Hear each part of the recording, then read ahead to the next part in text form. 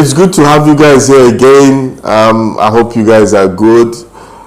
Today I am talking about the power to get wealth.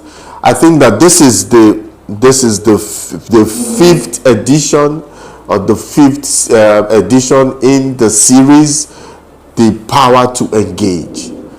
Believers, you can be tongue talking, you can be a Christian for many years. If you do not engage, certain things will be before you.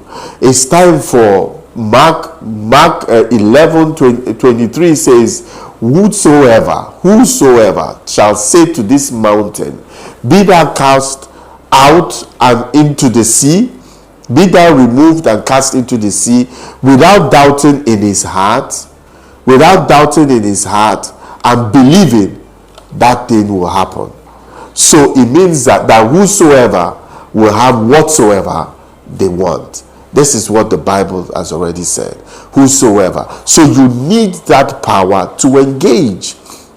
You must engage as a believer. If you do not engage, then it will be difficult for you to live that victorious life. I gave an instance that saved my life in the first edition, and the book of Kenneth Hagin's,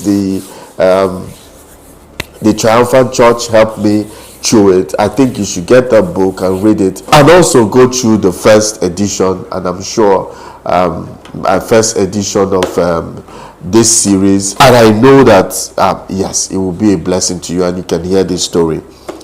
But the sixth power that God has given to us is the power to get wealth. Deuteronomy 8:18, it says, and you shall remember the Lord your God. Because sometimes we forget.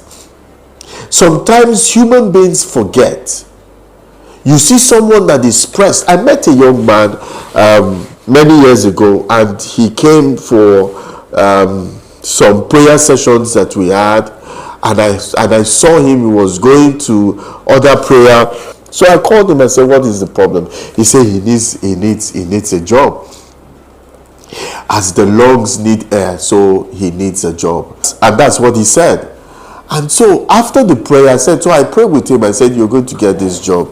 A few weeks down the line, he got the job, and he went back to his old life.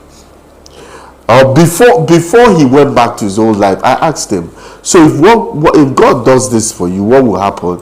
Are you going to change your ways? Are you going to say no, that he will go back to his ways, that God is a forgiving God, so let him just get what he wants? So God is just an ATM machine.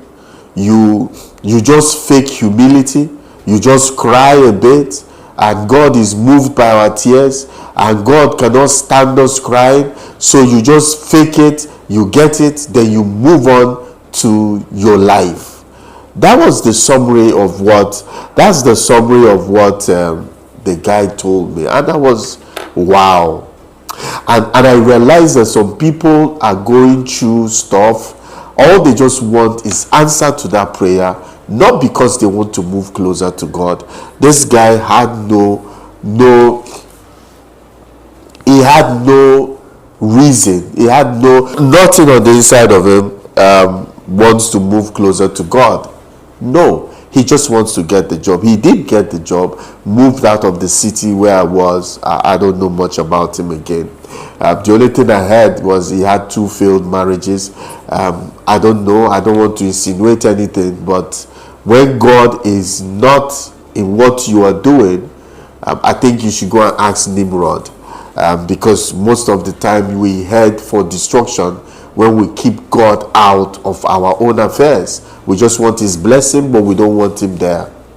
How does it feel like you want God to bless you, but you don't want God to come near that blessing? God, give me a car, but God, you can't ride in that car with me. God, give me a house, but you can't live in that house with me. That is how believers have done and gone through their lives, which is quite surprising, and it is also quite shocking, and will be detrimental to us at the end of the day. And so that's when it says, so that Deuteronomy 8:18, I needed to buttress the fact that, yes, and you shall remember the Lord thy God. People forget who has brought them out, for he's the one that gives you power to get wealth. He's the one that gives you power to get wealth. Power. The power here is called koah.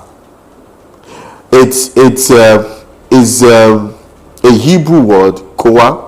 It means ability, it means vigor, it means capacity, it means to produce and to create wealth. It is koakh.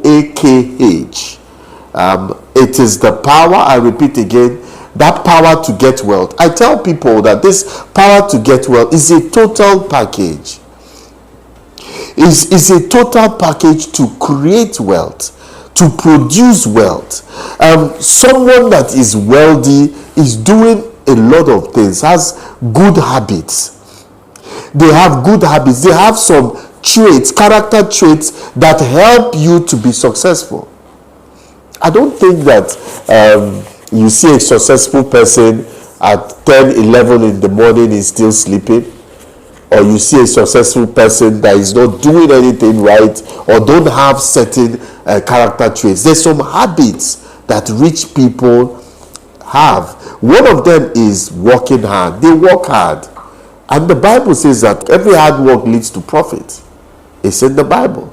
Seest thou a man diligent in his business, he will stand before kings. So for you to be diligent, you must be hardworking, and you must face that thing that you do diligently.